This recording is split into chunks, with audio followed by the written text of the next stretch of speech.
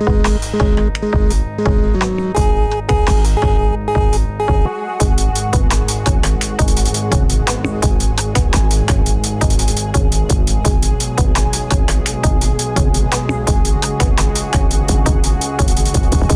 before we start even mixing anything, let's just have a listen to the song, how it actually sounds, without actually mixing it.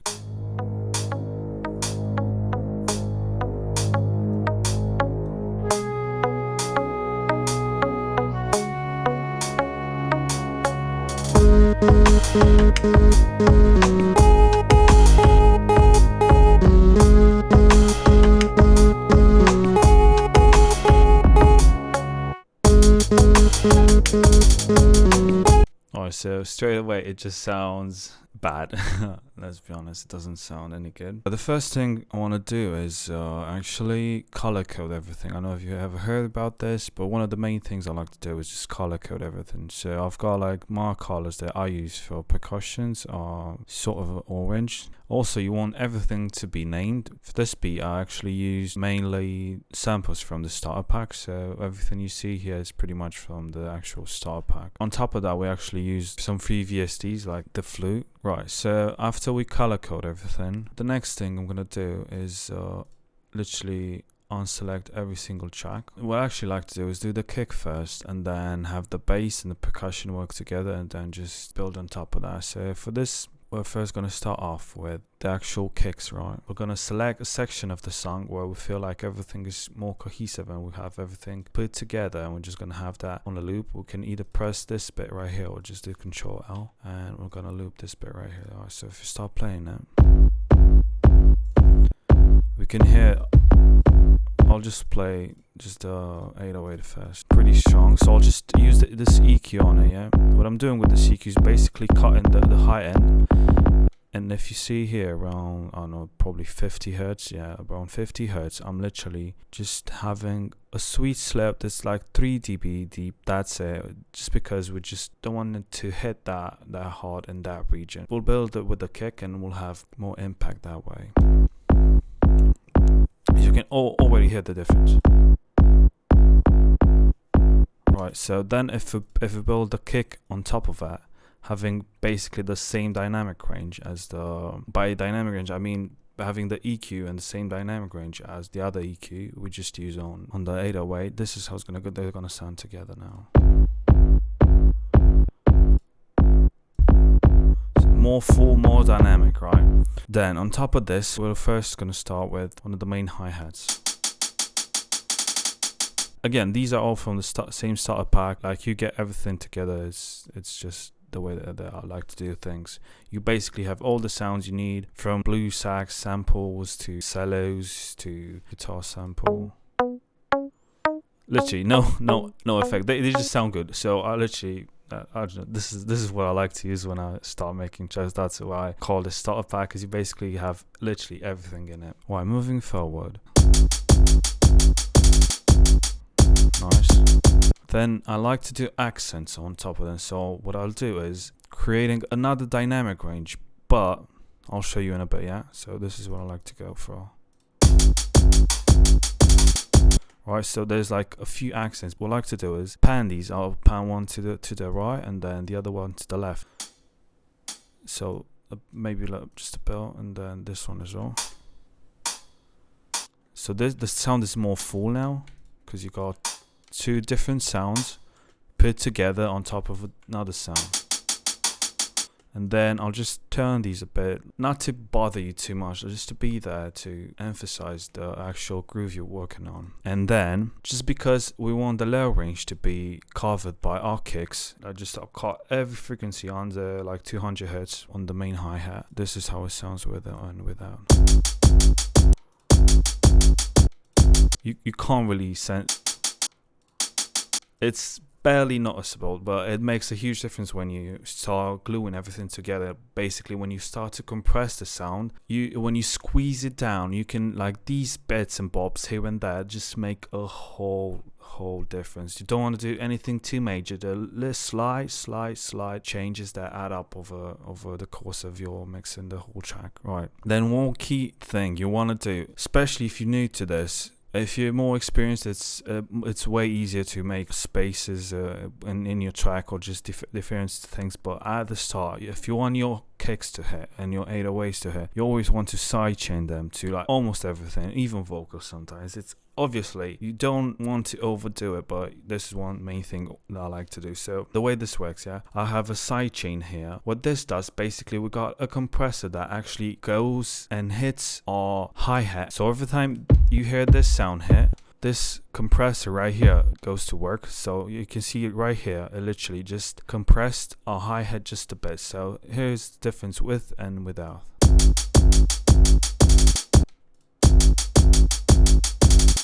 It's literally, as I mentioned previously, just slight, small changes. In the long run, this make all the difference, right? So we got this sidechain. How you do it is you basically put in a compressor, and then you put it in the actual audio you want to sidechain this from.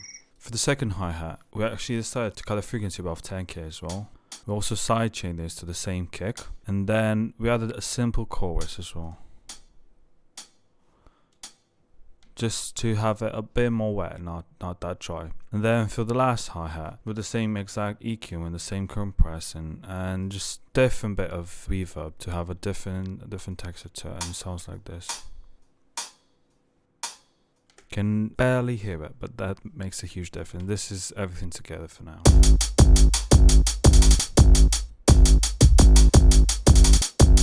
Right, from there we'll go straight into our percussions. Panning and audio levels is one of the most important things you need to keep into consideration. Right. So moving into our percussion.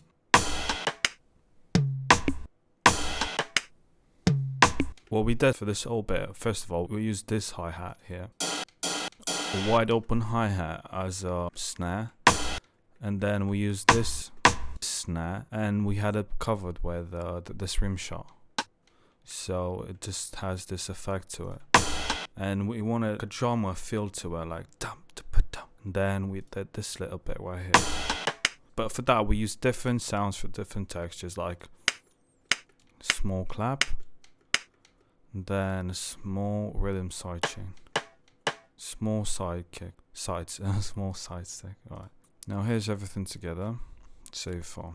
No EQing, no nothing. And then we wanted to have a feel to the end of it.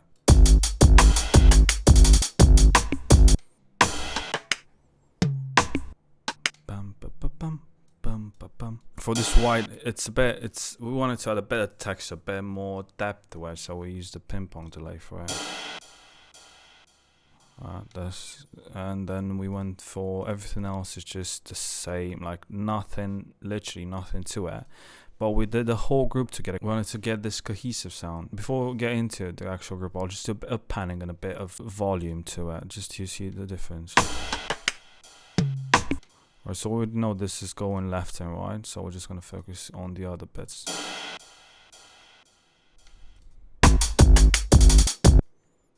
Alright, let's do it one at a time.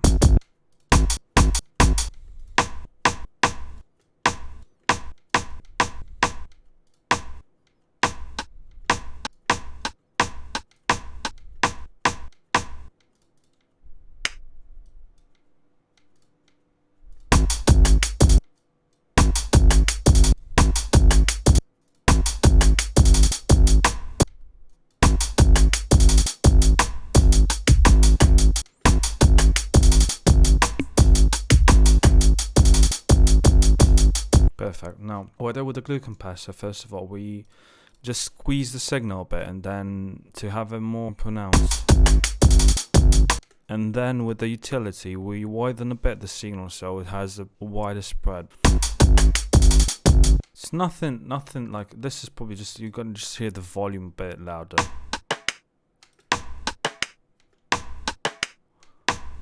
And then with the utility, a bit more wide as well. So this is a bit loud and then a bit wide, if you want to put it in simple terms.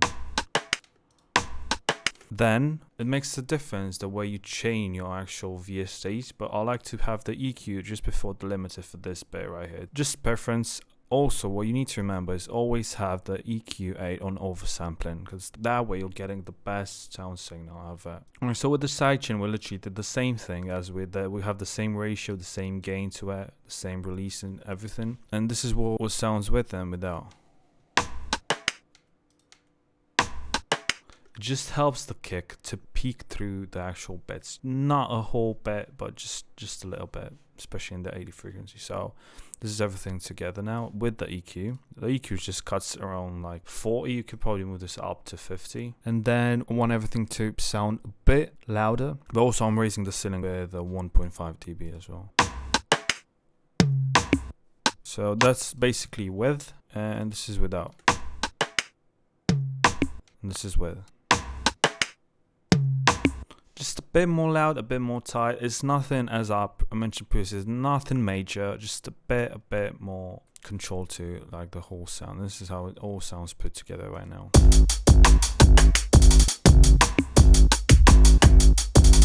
Well, so if you still like, if you're still thinking, where I want this to pop out a bit, you can either EQ everything you've got already, or just bump this just a bit, like a few dB here.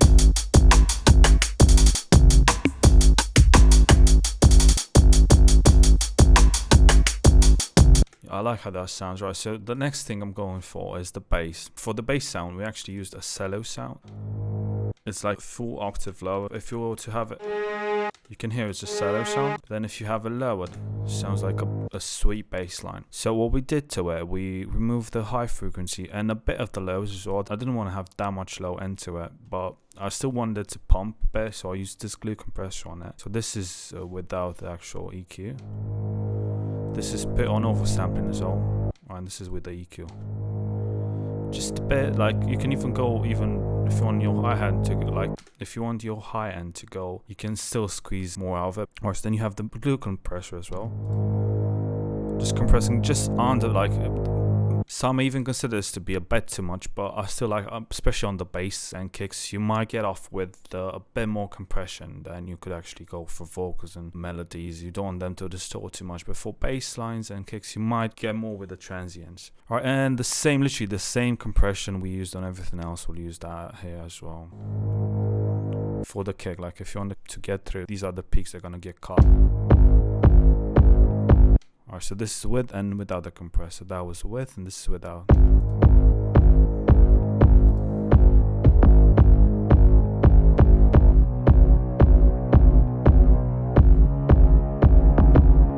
Alright, so this is everything now.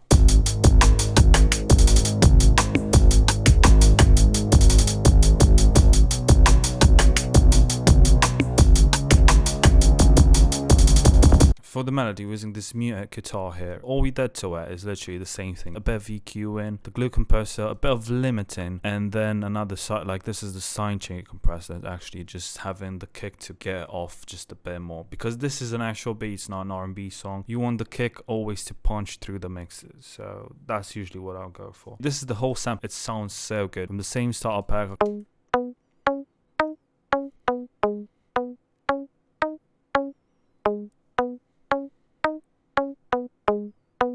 You could literally leave it like this and it already sounds good. You can got it set to plus 6 dBs, but it's not distorting or anything. We still have it under 3 dBs because you got so much room to play with it. So we got the same EQ that goes like 100, under 100 hertz. You don't actually need that frequency. You don't even. It's just noise that you don't even hear. Then we got the glue compressor. For the bass, we're compressing up to 5 dBs. Now we're not compressing like barely 3 dBs. Might go on the makeup. Then with the limiter, just boosting just a bit, 1 dB. Sweet. And then lastly, I'm going with the sidechain compressor at the end as well. So, because I want the whole chain to go to actually play with the drums. I don't want the boosting to be after.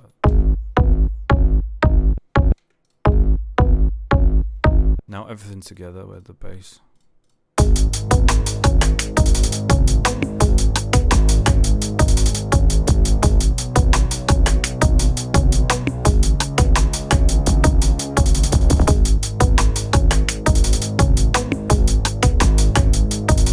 I can even move the limiter in front of it and just give it more boost.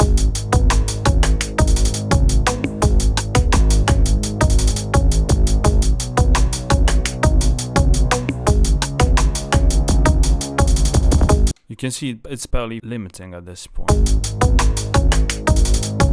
But we just want to hear a bit more in the mix. You can see the actual volume starts.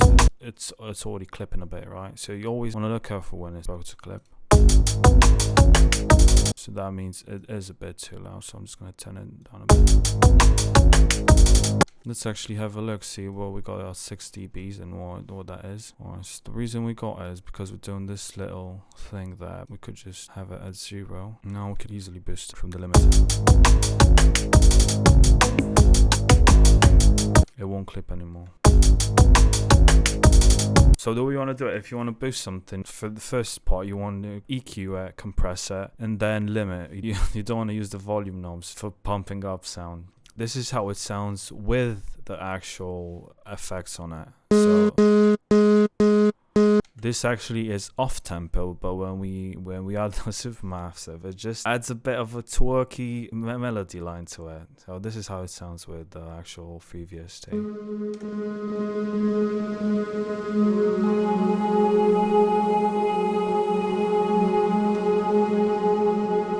It has a more of an atmospheric feel to it. This is probably way too loud here, so we'll see how we're actually gonna leave this. We also have a bit of compression to it, so it sounds like this with the compression.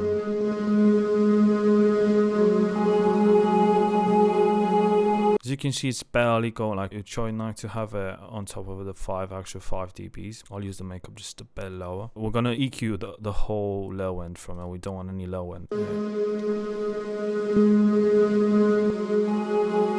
We just want the high end for this. And then with the sidechain compression, it should sound like this.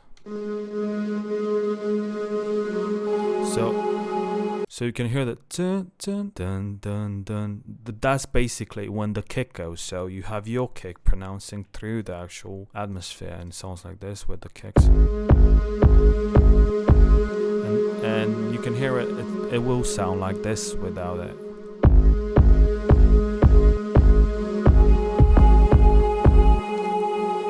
And then all together it sounds like this.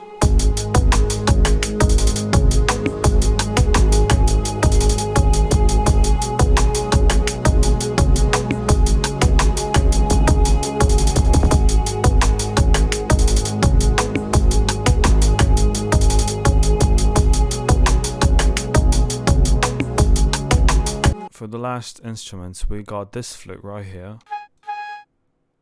Nothing too quirky to it, just a simple flute VST. Then we got it compressed with the same sidechain with the same compressor. We're using the supermassive again, and it has like another layer to it. It sounds like this.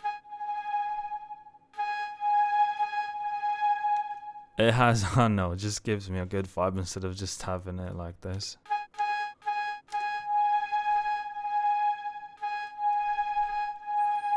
We're also going to pan this to the actual left side, and we'll have this main flute that's going to go to the right hand side, just a bit to the right.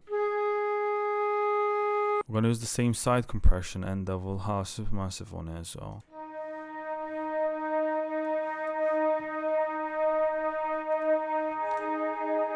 And everything, this is how everything sounds all together now.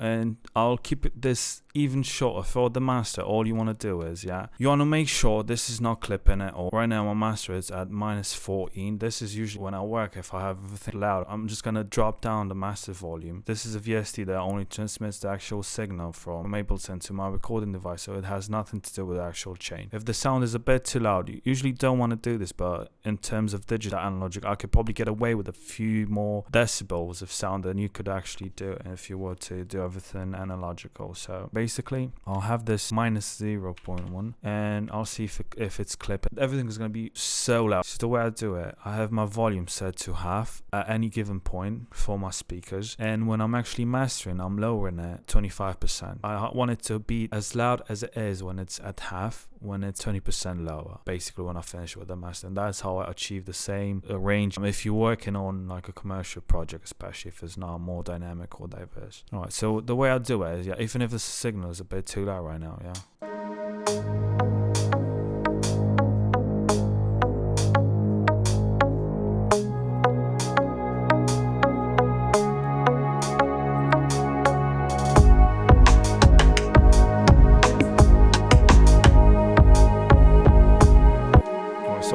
The signal is a bit too loud.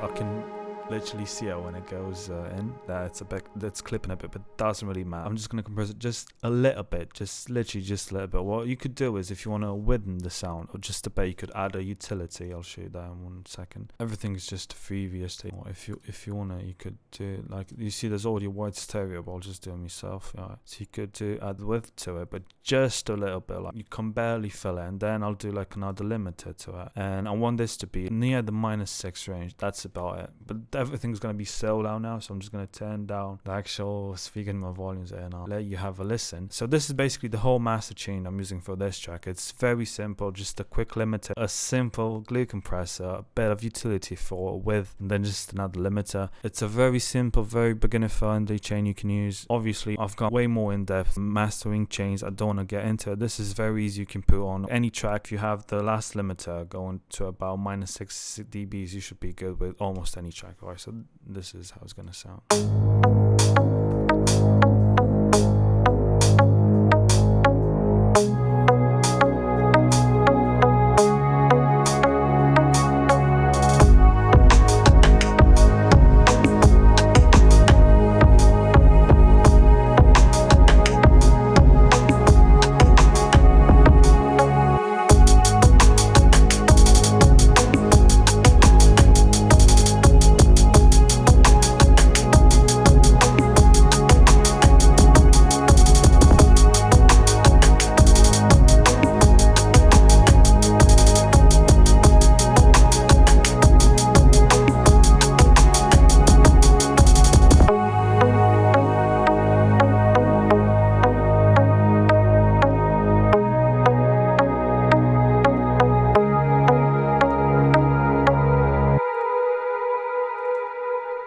Thank you all for watching.